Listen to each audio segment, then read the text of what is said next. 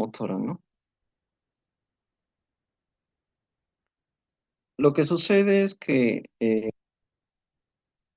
al proporcionar un entorno seguro, eh, las personas pueden desarrollar acciones que en la vida real no podría dar, ¿no? Más que todo, el paciente tiene una lesión.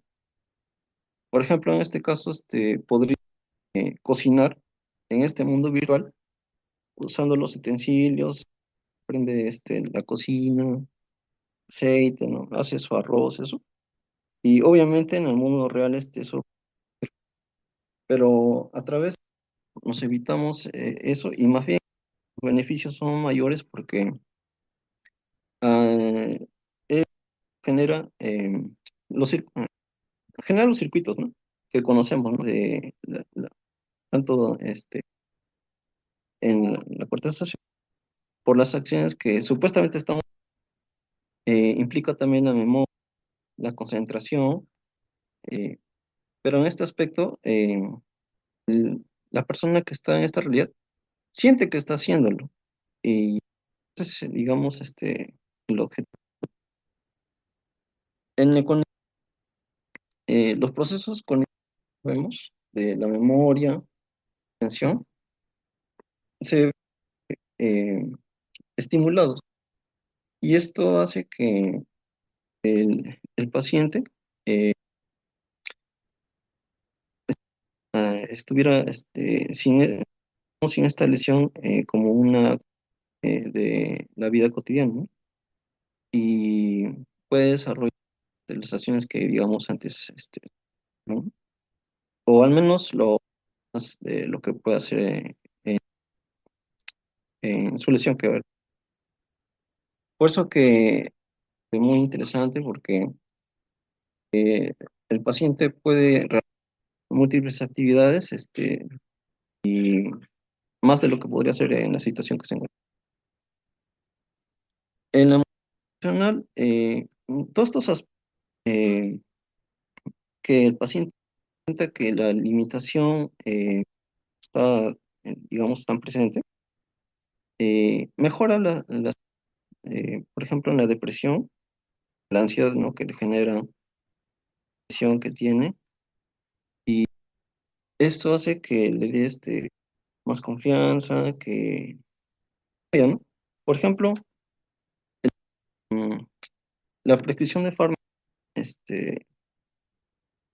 y se conlleva con esta utilización de este recurso, mejora bastante la disminución de la depresión o la ansiedad, ¿no? Pues, es algo muy sumatorio en sensorial, eh, era, por ejemplo, cuando se dan las lesiones, muchas veces se presenta, digamos, de dolor, ¿no? Entonces, a través de esta realidad virtual, eh, podemos eh, era una distracción, ¿no? Ante la analgesia, eh, o también combinada con los mismos fármacos. Tanto en estos pacientes, eh, esto de ayuda para manejar más que todo la acción que presentan, ¿no? Se ha dado digamos, mm, un estudio de que puede ser ayudar para hacer las funciones, ¿no? Y un importante sería el reemplazo motor. Acá van a usar el uso del interfase de computadora y por lo tanto el paciente va a comunicarse con el mundo que le rodea. En este aspecto, usan, usan el Locomat, por ejemplo, cuando usan este caso, genera mayor de, de cómo está la disposición del corporal. Entonces, mejora también la función que en ese momento se está aplicando y por lo tanto eh, va a sentir que es como que volviera, digamos, a hacer la función que antes podía realizar. Hay más, está esto lo que más eh, están intentando en los estudios y ya sería más también en el futuro como, por decirlo, ya la conexión biónica, ¿no? Sensorial, esto es también, un paciente estuviera ciego, colocarían en la retina una pequeña cámara y esta cámara, eh, la producción de fosfenos, ¿no? Imágenes, digamos, de luz en un fondo negro y esto se transmite por un implante a un circuito en la zona occipital y esto al paciente podría facilitar una imagen, ¿no? de la realidad, ¿no? Y el, eso también en el futuro quieren realizarlo, pero ya, o sea, es la realidad virtual ya en otra fase, ¿no? Para hacer esto, ya, pues, algo ya más como bueno, eh, para no confundirnos un poco, la realidad virtual inmersiva, no inmersiva, el compromiso en inmersiva es muy alto, ¿no? Eh, un mundo y dejar de lado lo real. En inmersiva es moderado, porque igual tienes acceso a mundo real, no es que te separes de él.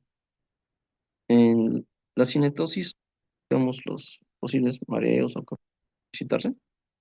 En inmersiva hay un mareo, ¿no? Porque de repente en ese mundo virtual está al borde de un acantilado y ¿no? Hasta podría darse un vértigo, ¿no? En cambio, en inmersiva eso es mínimo nulo. En la accesibilidad, bueno, por el hecho de ser un que no está, digamos, eh, tendría que ser especializado, ¿no? Dudo mucho que pueda comprarse eso y tenerlo en su casa a todos, ¿no? En una inmersiva es, bueno, digamos, cotidiana o en tu domicilio, ¿no? Acceso a eso y se puede usar. Bueno, como decíamos, la robótica, interfase de computadora-cerebro, van a sincronizar las señales cerebrales para el control de dispositivos del sistema. Por ejemplo, en ese caso, digamos, ordena esta mano mecánica y Doctor, le alcanza. queda un minuto, por favor. En la seguridad, esto es lo que produce que no haya, o se minimice la fatiga, ¿no? Que podría darse. Y, bueno, se aplica, ¿no? En ictus, ¿no? El beneficio sería movilidad de miembros, el Parkinson, reducción de las y hasta demencia, ¿no? Episódica. Bueno, futuro, ¿no? Es lo que decíamos, ¿no? Que esto va a ir más, a la más que todo para la mejora de calidad de vida. Eso es, Ya, doctor Miller, muchas gracias. A ver, cuando nosotros realizamos un acto motor, el acto motor tiene tres niveles: cognitivo, sensorial y el motor propiamente dicho. El cognitivo es la necesidad de responder como adaptación a un estímulo que puede ser externo o interno. Es decir, veo una jauría de perros que en este momento entra a mi habitación, yo tengo que dar una respuesta adaptativa adecuada, que es de repente correr. Viene una pelota por alto, yo estoy jugando fútbol, soy el arquero, tengo que salir a cazar el balón. ¿Correcto? Entonces, hay un ingreso sensorial. Ese ingreso sensorial perdón, esa decisión pasa a un ingreso sensorial, ubicar mi cuerpo en el espacio, para luego planificar el movimiento y ejecutar el acto motor. En la parte sensorial, son los tres los sistemas sensoriales que intervienen en el acto motor. Uno, el visual; dos, el vestibular; tres, el sensitivo, ¿correcto? La interacción de los tres me va a ubicar a mí en el espacio y me va a permitir hacer la planificación motora para un acto motor voluntario. Entonces, en los sistemas virtuales, el que se utiliza fundamentalmente para generar la reeducación es la visión, el visual, ¿sí? A través de la visión, lo que logro es un biofeedback de tipo positivo para ir mejorando la calidad del movimiento y de la ejecución del acto motor. Eso por un lado en cuanto a las bases. Segundo, el sistema inmersivo total generalmente es multimodal, es decir, utiliza estímulos visuales, auditivos con los altavoces y pueden ser incluso activos, es decir, los táctiles. Los semi-inversivos generalmente usan avatares, es decir, son sistemas inmertivos de segunda persona. Usan un avatar y el avatar hace las veces de lo nuestro. Eh, Ejemplos de sistemas virtuales que son comerciales y que pueden ser útiles y que de hecho hay estudios de investigación en neurorehabilitación. En el año 2006 salió el Nintendo Wii. El Nintendo Wii Sport tenía unos comandos, generaba un avatar y unos comandos externos de movimiento. Y con eso yo podía hacer bochas, practicar tenis, box. El Nintendo Wii Board era un aditamento con un accesorio al Nintendo Wii que consistía en una plataforma. Esa plataforma me permitía a mí entrenar mi equilibrio. Había juegos de skate. El que mucho se utilizaba en rehabilitación neurológica era de un iceberg de hielo flotando y unos pingüinitos que tenían que equilibrarse para no caer el agua. Y uno entrenaba el equilibrio de esa forma. Luego, la consola Xbox 360 tenía un accesorio llamado Kinect. Eso fue el año 2007, si no me equivoco. El Kinect era un accesorio que también presentaba y con mejor resolución que el Nintendo, este sistema de comandos externos. Y el 2016 PlayStation sacó uno, el PlayStation Move, que también, lamentablemente a nivel comercial, estas consolas no tuvieron mucho éxito, pero sí a nivel de rehabilitación, pero no se desarrollaron más por ese lado. Hay algunas consolas que sí son específicamente para la rehabilitación neurológica, pero estas que las pueden conseguir ustedes todavía de segunda mano o de tercera mano, tienen una base real en los juegos semi-inversivos de segunda persona. Bien, vamos a pasar a la terapia en espejo. Estamos empezando con 20 y 44. Doctora, puede empezar. Buenas noches, mi nombre es Janet Díaz Portillo de la sede INER de la Universidad Federico Villarreal. En esta oportunidad el tema a tratar es sobre terapia en espejo y PediaSuite en enfermedad cerebrovascular. En ese sentido, es la que sigue, por favor, Miller. Bueno, sí, la terapia en espejo es una técnica de rehabilitación neurocognitiva, ¿no? Que utiliza un espejo para crear de alguna manera la ilusión visual de movimiento de una extremidad afectada. Esta puede ser paralizada o puede ser dolorosa. Entonces, aquí vamos a estimular prácticamente la neuroplasticidad cerebral y se va a usar para mejorar la función motora, reducir el dolor fantasma y tratar la hemiparesia. Aquí utilizamos el reflejo visual de la extremidad sana para estimular la recuperación motora y sensorial post-ictus, activando neuronas espejo y promoviendo la neuroplasticidad. Este input visual facilita la reorganización cortical y promueve la recuperación motora tras un ictus, y en ensayos y revisiones sistemáticas añade mejorías clínicamente relevantes.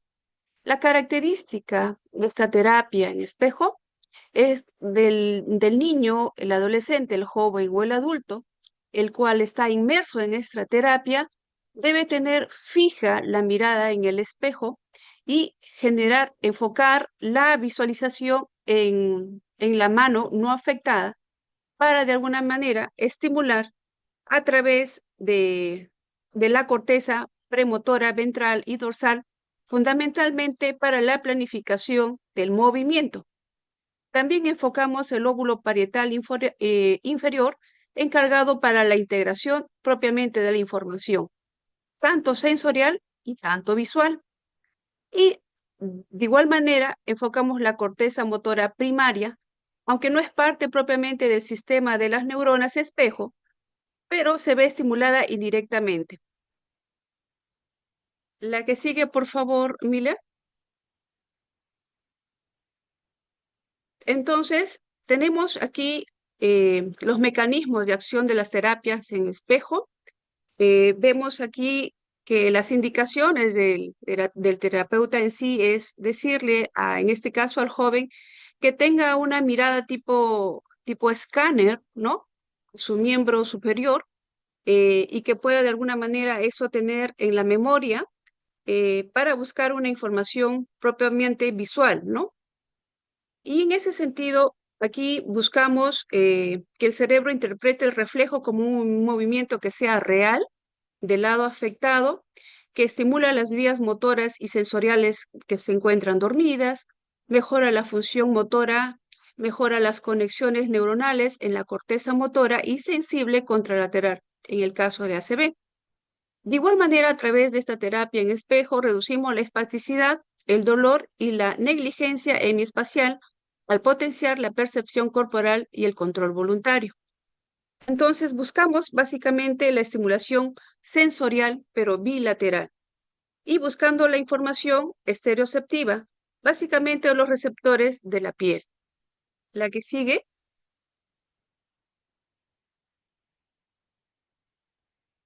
Tenemos unos componentes claves del protocolo. Es un dispositivo tal cual, el espejo, que puede ser grande, que puede ser enfrente o pequeño.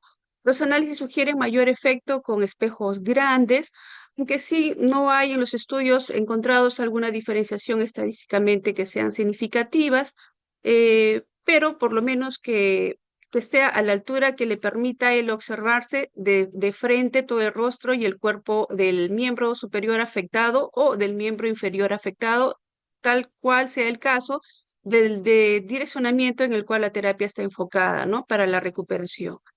La ejecución motora básicamente son movimientos unilaterales del miembro sano que suelen mostrar mayor efecto que los bilaterales, y los ejercicios sin manipular objetos que tienden a ser más eficaces, también con algunos objetos que se puedan dar durante la terapia. Más o menos la recomendación es en promedio entre 15 a 45 minutos en algunos marcos teóricos, y en otros refieren que puede llegar hasta 60 minutos. En promedio de 3 a 7 días por semana, en un promedio de 6 a 8 semanas, y que esto se va a ir valorando con cada protocolo. Todo test de valoración es importante realizar desde un inicio hasta el final, ¿no? Con qué podemos ir valorando básicamente el avance, o si es que no lo hubiera, ¿no? En este caso, como buscamos activar las neuronas espejos en el cerebro, que de alguna manera se encienden tanto al mover como al mover el movimiento similar, que promueven la plasticidad, podría darse la ejecución a través del test de Flugmeyer, que es un instrumento clínico considerado de alguna manera el estándar de oro, que va a medir la recuperación sensorio-motora del paciente afectado, que es una escala ordinal de 3 puntos, que evalúa 5 dominios, que principalmente son la función motora, la sensorial, el equilibrio, el rango de movimiento articular y el dolor. En estos casos se toma un total de 155 ITIs y una puntuación motora máxima de 100. El video, ¿lo puedes activar, Miller?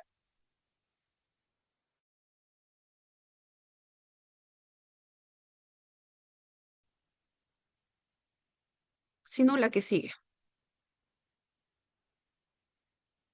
Son las indicaciones del movimiento en flexión y extensión del miembro superior no afectado. La que sigue,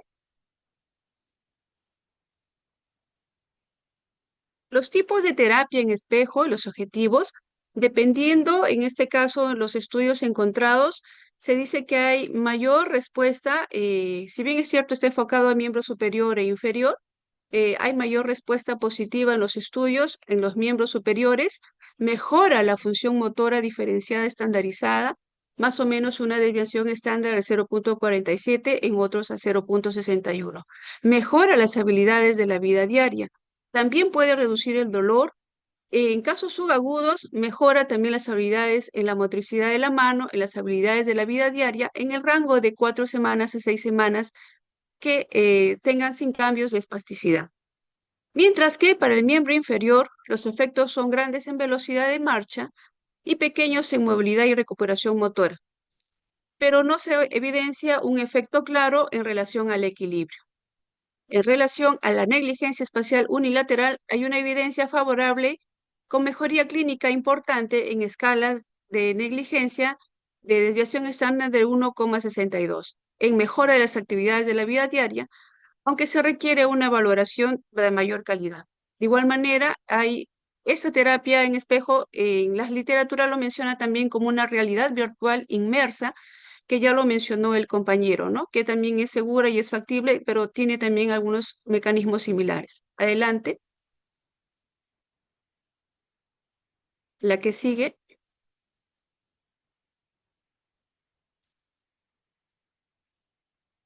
Este es parte también de otro esquema de terapia en espejo. Se trata de realizar los movimientos, ya sea en flexión y en extensión del primero. Inicialmente se da una imagen visual o una proyección tipo escáner, sobre todo en el miembro superior que no está afectado, y la idea es que en el que está afectado se genere este tipo de estímulo visual, y a través de la generación del movimiento, ¿no? La que sigue, Miller.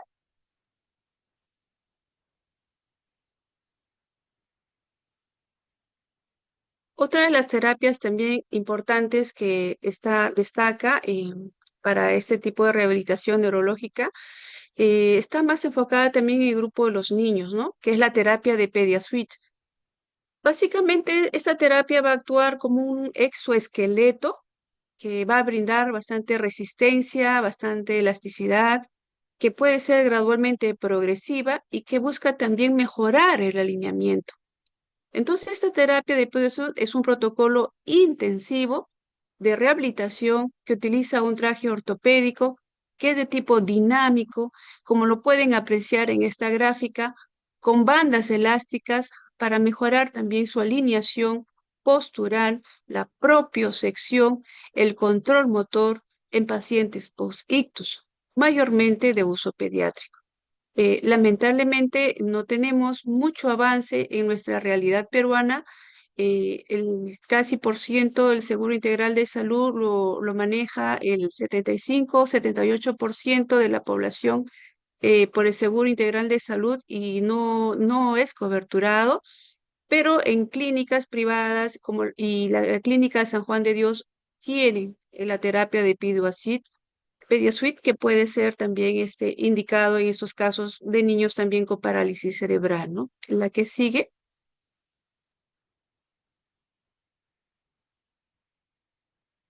La que sigue. Tenemos tipos de PediaSuite. En este estándar, por ejemplo, por ictus, cuando es de tipo intensivo, podemos valorar los trajes completos que pueden ser usados con chalecos, con pantalón, en las extremidades, para la hemiparesia que puede ser superior o inferior. Y en el caso de tipo intensivo, utilizamos el combinado con ejercicio 3D, que puede utilizarse rodillo vestibular, uso de plataformas, que puede ser indicado en promedio de 60 a 80 horas, hasta 3 o 4 veces por semana. Pero también tenemos otro esquema adaptado para el adulto, donde también buscamos ajustes para la espasticidad hemipléjica con énfasis en miembro superior afectado. La que sigue. ¿Quiénes son los pacientitos que pueden ser beneficiados para este programa, ¿no? Sobre todo los niños que tienen la parálisis cerebral, niños que tienen algún trastorno en el desarrollo psicomotor, niños que tienen síndrome de Down, algunos otros trastornos neuromusculares. Y el beneficio básicamente de esta terapia es mejorar el tono muscular y la estabilidad corporal, potenciar la coordinación y el equilibrio, favorecer el desarrollo de las habilidades motoras gruesas y finas, incrementar la independencia en actividades diarias, acelerar los avances en la rehabilitación física, porque es un programa no accesible para la gran mayoría de la población, pero la idea es que gradualmente se pueda incorporar, por lo menos en los institutos, ¿no? La que sigue, el programa de PediaSuite es un programa semanal que puede darse más o menos de promedio de 4 o 5 veces por día, en promedio hasta de 80 horas. Todo esto, este ajuste del traje puede darse de acuerdo a la resistencia y puede irse aumentando o reduciendo más o menos entre un 10 a 20%. Hay ejercicios funcionales, genera una marcha también de apoyo asistido, se puede apoyar también con programa vestibular y pesas progresivas, ¿no? Entonces, el programa también existe con un seguimiento en promedio de 2 semanas de mantenimiento que pueden darse 2 horas al día. Hay una evaluación inicial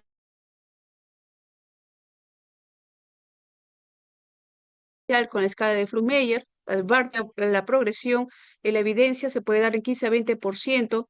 Es un enfoque también de manejo multidisciplinario porque lo ven los terapistas físicos, ocupacionales, el abordaje psicológico también es importante. Se activa también otras áreas de trabajo, como es el neurodesarrollo, como la integración sensorial y las terapias del lenguaje y las terapias de aprendizaje, ¿no? La que sigue, Miller. Bueno, eso. Gracias.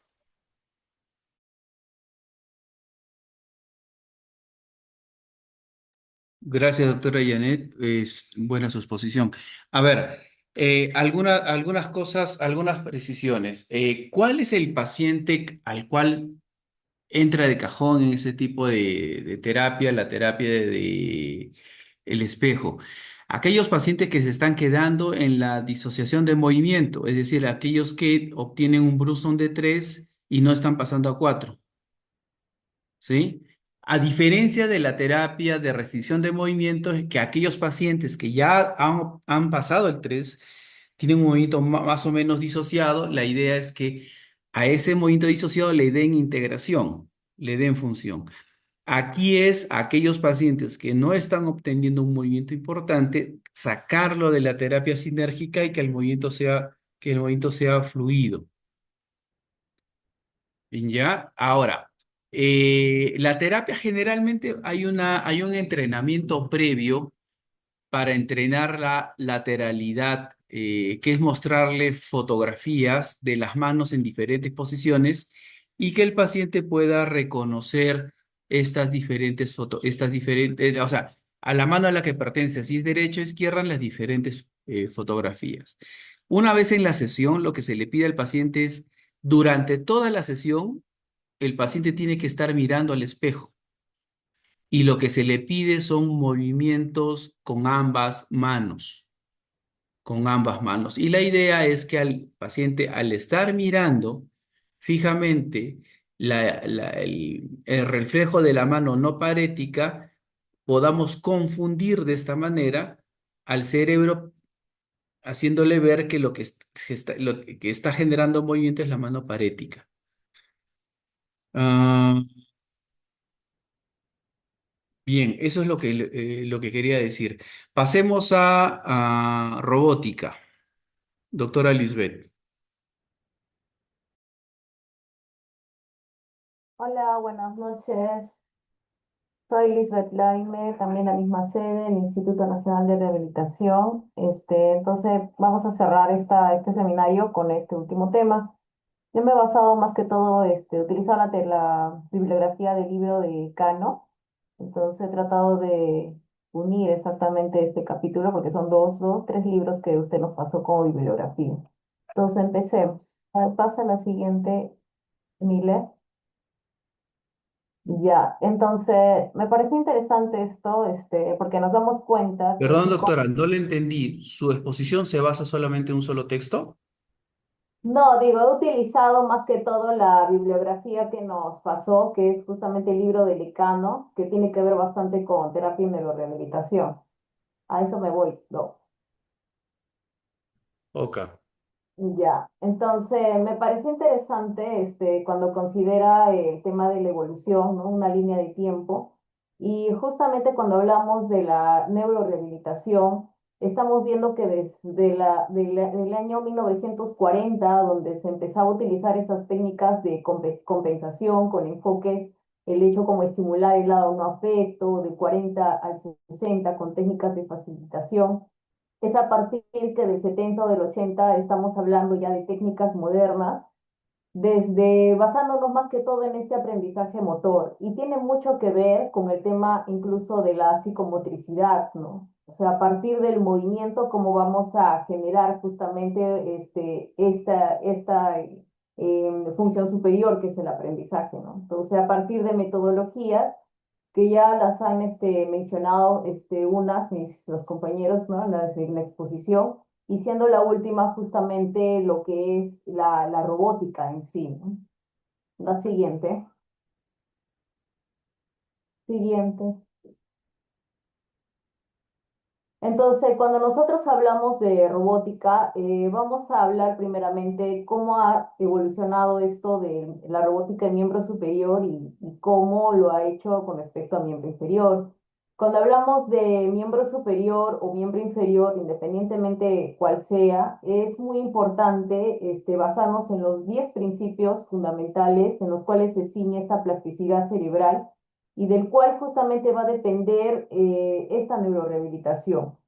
Se basa bastante en justo cuando uno se impone, por ejemplo, una disciplina, de repente, de algún tipo de rehabilitación, no sé, de alguna lesión muscular u ósea, ¿no? Donde uno tiene que tener una intensidad, ¿no? En el ejercicio, tiene que tener una repetición, tiene que tener una especificidad en el tipo de entrenamiento. Entonces, justamente estos tres que he mencionado, repetición, especificidad, intensidad, el momento también, o sea, si es que se inicia mucho más antes y no se deja prácticamente pasar más el tiempo, se supone que va a tener una mejor respuesta cuando hablamos de la plasticidad también. La edad también va a ser muy importante, ¿no? Tanto va a ser muy diferente un cuerpo de alguien joven que alguien que tenga más edad, ¿no? La transferencia, la interferencia.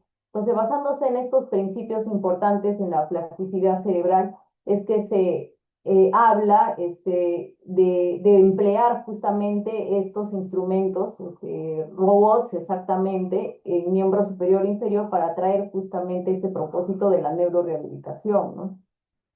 Entonces, el robot puede ser usado para tratar o valorar las funciones motoras del miembro superior, ¿no? Permitiendo el almacenamiento de información objetiva sobre el estado del paciente.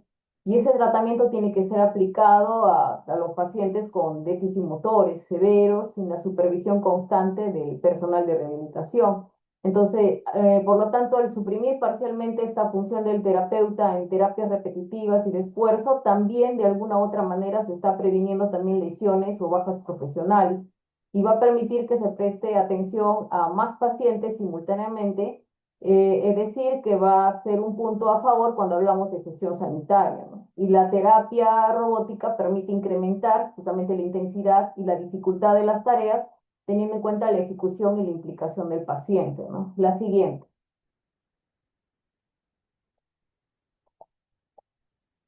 Ya, entonces justamente basándonos en en los principios de la neuroplasticidad, estos dispositivos en la robótica me va a permitir darle más repeticiones al entrenamiento en el caso, bueno, del miembro superior, y en la práctica de movimiento va a traer un efecto positivo porque va a traer más motivación a los pacientes, sumando también el hecho de lo que comentó el doctor, ¿no? Cuando se utiliza la realidad virtual también trayendo lo que es el feedback, ¿no? Una especie de retroalimentación.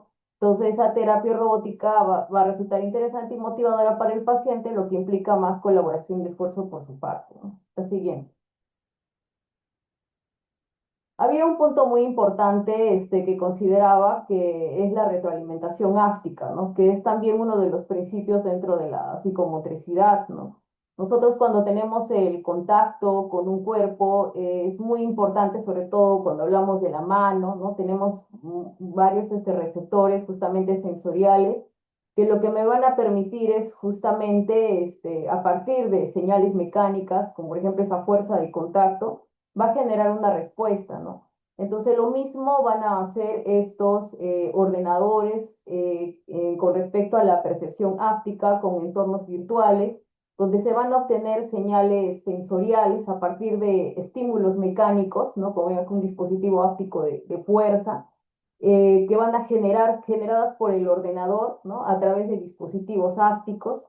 Y eso lo que va a originar es relacionar las acciones del usuario con esas mismas señales ápticas, modificando las propiedades mecánicas de objetos virtuales muchas veces. Es como que van a generar objetos incluso que no existen en la realidad, pero que eso es lo que va a generar ese estímulo, ¿no? Traído por ese dispositivo áptico de fuerza. La siguiente. Entonces, acá he tratado de señalar los dispositivos robóticos en miembro superior. Los vamos a clasificar como exoesqueletos y como el efector final. Cuando hablamos de los que tienen que ver con exoesqueletos, significa que son dispositivos donde las articulaciones tienen que coincidir con las articulaciones del paciente, ¿no? Y el N-effectors, a diferencia del exoesqueleto, son los que van a entrar en contacto específicamente con alguna articulación del paciente, ¿no? Sea de antebrazo o particularmente hablando de la mano, utilizando unas ortesis, ¿no? Y generalmente estos N-effectors se utilizan para trabajar a nivel de las mesas. ¿Ya? Como ejemplos de este tipo de robots, los primeros o iniciales teníamos los Midmanus y también el Adler o también el Brazo di Ferro que están ahí en el cuadrado, todo señalar. Sí. Estos de acá, Argyle, Brazo di Ferro, Gentle, Actimaster, estos fueron los primeros exactamente en Effector que aparecieron en en la industria, ¿no? Pero más adelante incluso se consideró los MIME o Bimanual Track, donde no solamente implicaba la utilización de una mano, sino que también utilizaban las dos manos.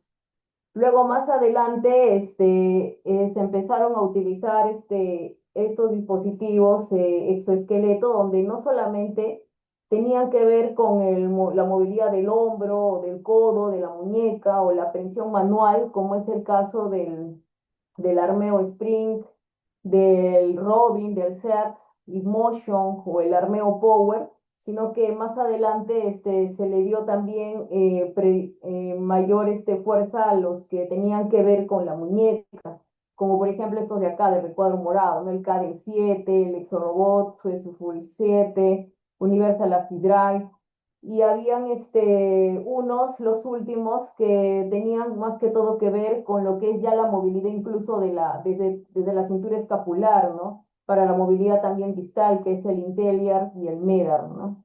La siguiente.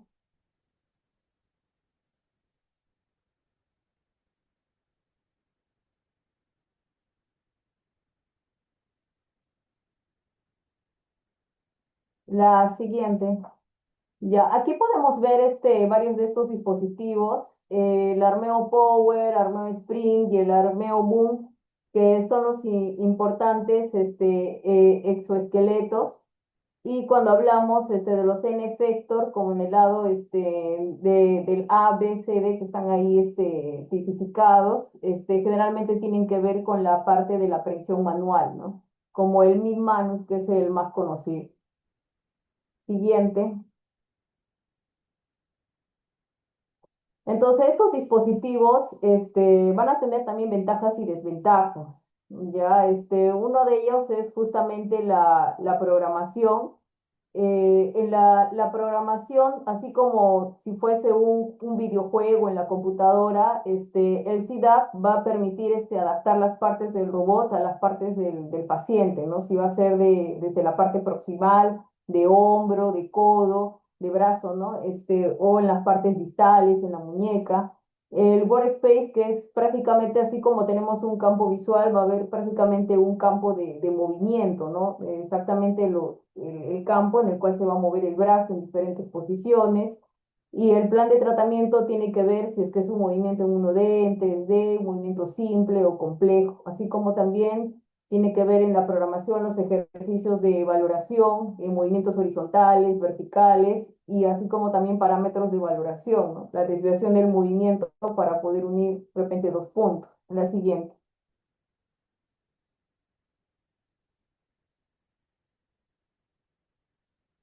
Ya, las desventajas que puede traer la robótica, es uno, es la falta de capacidad analítica de los robots, es decir, de que el programador o la persona que va a hacer la terapia sí o sí tiene que estar diseñando y además modificando, ¿no? Porque estamos hablando de intensidades, ¿no? Entonces eso tiene que ser programado y tiene que tener de repente una progresión, ¿no? Paulatina. Prácticamente se trata de asociar o utilizar esta terapia robótica para adjuntarla a una terapia o incluirla como una terapia convencional, ¿no? Que normalmente se hace en las terapias de neurorehabilitación. Y por otra parte, el hecho de hablar de robots también hace que sea un tanto más frío, ¿no? La parte de las terapias, porque no se va a tener una comunicación si es que fuera netamente, pues, paciente con el rehabilitador, ¿no? O el terapista y acá va a ser muy limitado. Entonces, el desempeño o la participación del profesional, pues es algo que va a ser imprescindible y no va a ser reemplazable, ¿no? Y también el otro problema es de que la idea es de que el paciente sea la parte activa, ¿no? Y logre la motilidad. El problema es de que muchos de estos pacientes, como son programas, ¿no? Donde van a estimular el movimiento, llega a ser más que un movimiento activo, más que todo pasivo frente al tratamiento. Entonces, lo que más que y lograr de que haya un movimiento, ¿no? Digamos, total o parcial, prácticamente no lo va a hacer tan diferente a una terapia convencional. Siguiente. Cuando hablamos de los dispositivos ahora robóticos en miembro inferior, también se los ha clasificado como una estructura de tipo exoesqueleto y de efecto final, ¿no? Más bien a diferencia de miembro superior, vamos a ver que hay dispositivos que van a tener suspensión o no van a estar suspendidos, ¿no? Y por lo tanto van a ser portátiles. Los que tienen suspensión, imagínense que es como un estado, como un aparato en el cual el paciente va a estar colgado en un arnés. A ver, pasa a la siguiente, por favor. Entonces, en este sistema de suspensión vamos a reconocer también dos tipos, ¿no? Uno que vaya a ser estático y uno dinámico. El estático, como vemos acá, el más conocido es este Locomat, ¿ya? Donde va a tener un tapiz rodante, vamos a tener un soporte, ¿no? Vamos a tener aquí un sistema de exoesqueleto que, como les he comentado, no es un sistema que tiene que adosarse a las articulaciones de ese paciente y va a ser un movimiento que simule la marcha, pero de manera estática, ¿no? a diferencia de un exoesqueleto que va a tener suspensión, pero va a ser dinámico, pero no se ve acá, el cual no va a estar sobre un tapiz rodante, pero le va a permitir el movimiento, ¿ya? Como es el Walk Trainer o el Naturgates, que son los más conocidos. Ahora, cuando hablamos de Doctora, dispositivos, un ratito, eh, a ver, los dos son dinámicos, ¿eh? Los dos son dinámicos. En ambos casos están suspendidos sobre un arnés. En el caso de Locomat es un exoesqueleto, sí, correcto, que exoesqueleto. va a cubrir las tres articulaciones, cadera, rodilla y tobillo de ambos lados. Y va a estar sobre un tapiz rodante. Lo que va a hacer este exoesqueleto inicialmente es generarle el movimiento de manera pasiva al paciente, de manera Claro, pasiva. Pero también tiene sensores de movimiento, acelerómetro, giroscopio, tiene sensores. Y el sistema va sensando la actividad motora que va desarrollando el paciente, de tal medida que un movimiento que inicialmente era pasivo comienza a ser activo asistido. ¿Sí? Entonces, no es que sea estático, porque no es para equilibrio o marcha, es dinámico, hay movimiento generado inicialmente de manera activa por el robot y luego activa asistida con participación de ambos. La idea es que conforme el paciente desarrolle más fuerza y aprenda el patrón, vaya desarrollándolo. Incluso le ponen juegos virtuales frente al Locomat para que haga pequeñas modificaciones sobre el rumbo de la marcha. El que tenemos a la derecha es un sistema robótico de efector final. es el A efecto. ver, todos agarren sus celulares, ¿ya? En este momento, agarren sus celulares, porque no tenemos, creo, un video. Y pongan en el celular robot marcha, y pongan así final en de Effector y denle clic. En una de las opciones que les va a salir un sistema robot de este tipo. ¿Esto cómo es? Es como tener los pies dentro de un esquí, ¿correcto? Es como tener los pies enganchados dentro de un esquí. Y es el sistema el que hace el movimiento de los pies simulando la marcha. Es como tener un esquí puesto y el esquí es el que realiza el movimiento de marcha.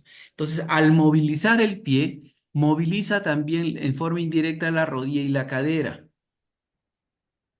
Es un sistema, se llama de efector final, porque no es un exoesqueleto. ¿Ya? En ambos casos es dinámico, sino que uno es de efector final y el otro es por exoesqueleto, ¿correcto? Los portables, como bien dices, no llevan, no. Vamos a ver un video de portable. Pongan, no sé si llegaron a ubicar el video que les pedí. Pongan, si no lo han logrado ubicar, pongan la marca Geo, Robot Gate en Effector Geo. Y les va a salir el video en un short, en un video corto.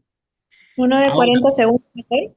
perdón, Hay uno es, de 40 segundos, me parece. es una mujer, es una chica, eh, la que está sobre el robot.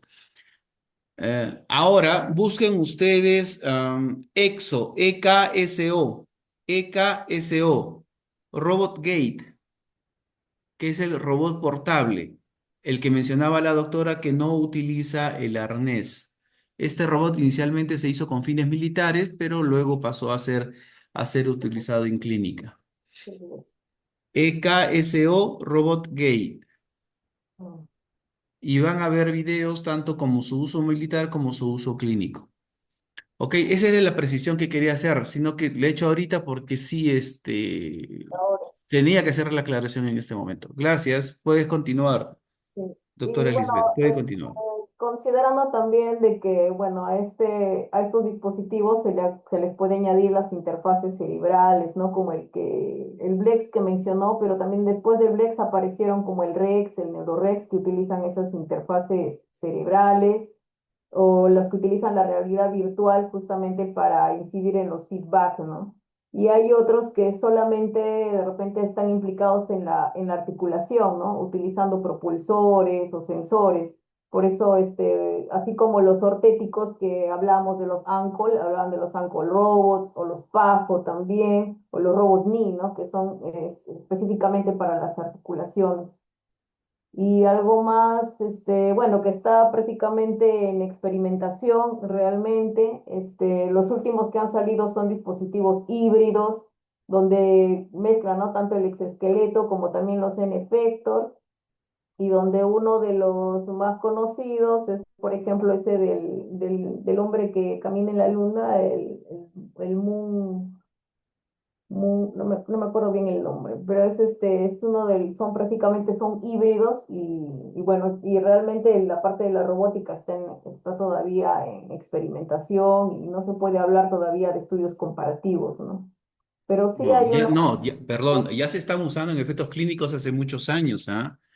El sí, Locomat, que es el más pero conocido de la casa sueca Hocoma, ya los tiene en muchos países de uso clínico ya con trabajos de investigación. A ver, algunas precisiones sobre la exposición. La base de la exposición, la base de la robótica es la siguiente.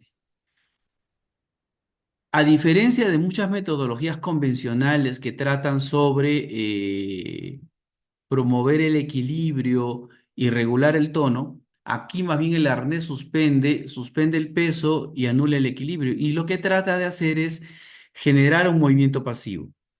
La idea es que al generar este movimiento pasivo genere una sensación, una sensibilidad de movimiento. Esa sensibilidad del movimiento llega al paciente, y esa sensibilidad el paciente la decodifica y la transforma en movimiento. Es decir, va entendiendo cómo es el movimiento y qué debe activar. Llega el momento en que decodifica el movimiento, puede repetir el movimiento, y si su organismo le permite, comienza a activar, comienza a hacer movimiento activo acompañado del robot.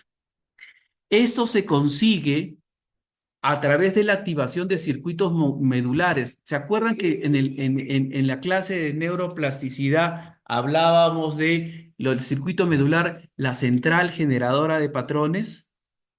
Bien, la marcha es fundamentalmente, la secuencia de la marcha es por la central generadora de patrones. Los robots de miembro inferior lo que estimulan es esta central generadora de patrones. Entonces, cuando el individuo decodifica, comienza a acompañar, y conforme repite la tarea, va reforzando el patrón y fortaleciéndose al mismo tiempo. Y al mismo tiempo que se va fortaleciendo, el sistema lo detecta y va dejándole de generar fuerza al robot y permitiéndole al ser humano generar la fuerza para hacer la marcha. El arnés también se va soltando en la medida de que el sujeto va soportando el peso. Entonces, esta es más o menos la secuencia del robot. ¿Qué más? Es la repetición de la tarea y la alta frecuencia de la repetición. Cuando uno entrena, no sé si han tenido oportunidad de ver a un paciente con lesión neuromotora, sea medular o central, en marcha, a veces hasta se utilizan dos, tres de terapistas, uno que guía, a veces técnicos de terapia que están sosteniendo en la pierna y soportando un poco el peso o tratando de generarle la secuencia de movimiento ante un pie espástico, por ejemplo. Entonces, ¿cuántos ciclos de marchas pueden hacerse bajo esta modalidad? Muy pocos. Lo que ha solucionado, lo que permite la robótica es la repetición del movimiento en una alta frecuencia.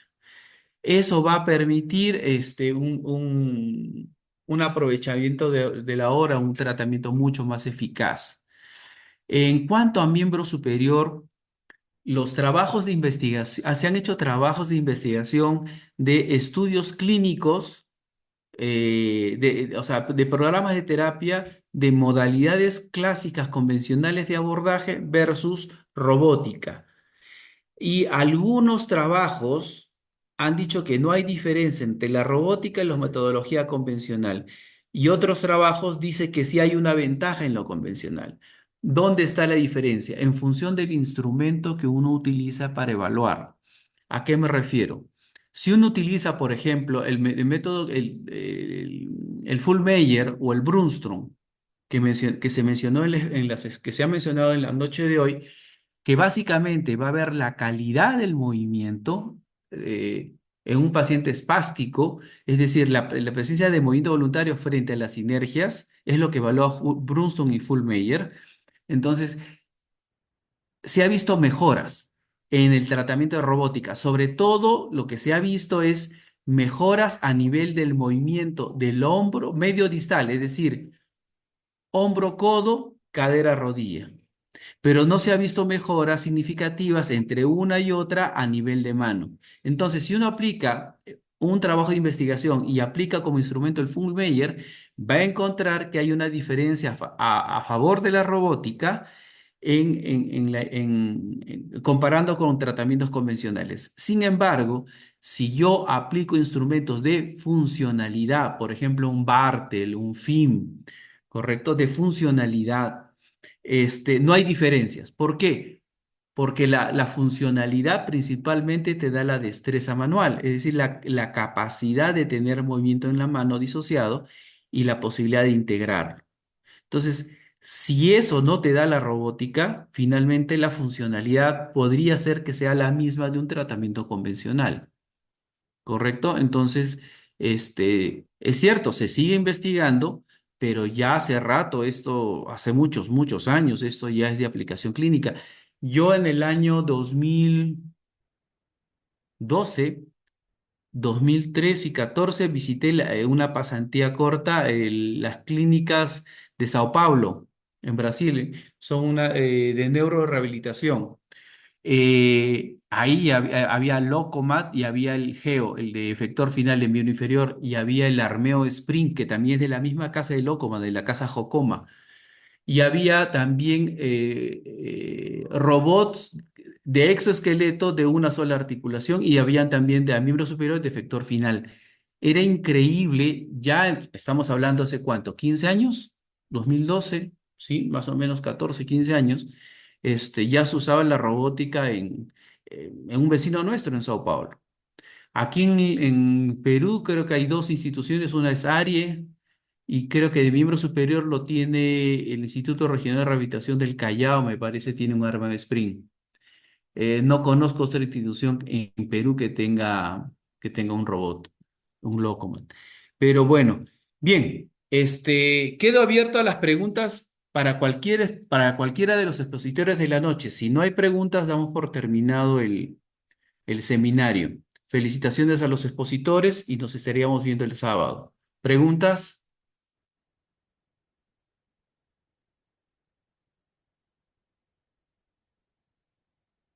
Bien, gracias por estar ahí. Nos estamos viendo el día sábado. Delegados, por favor, manden una foto perdón, una lista de los asistentes. Gracias, hasta luego. Buenas noches, doctor. Gracias. Buenas noches.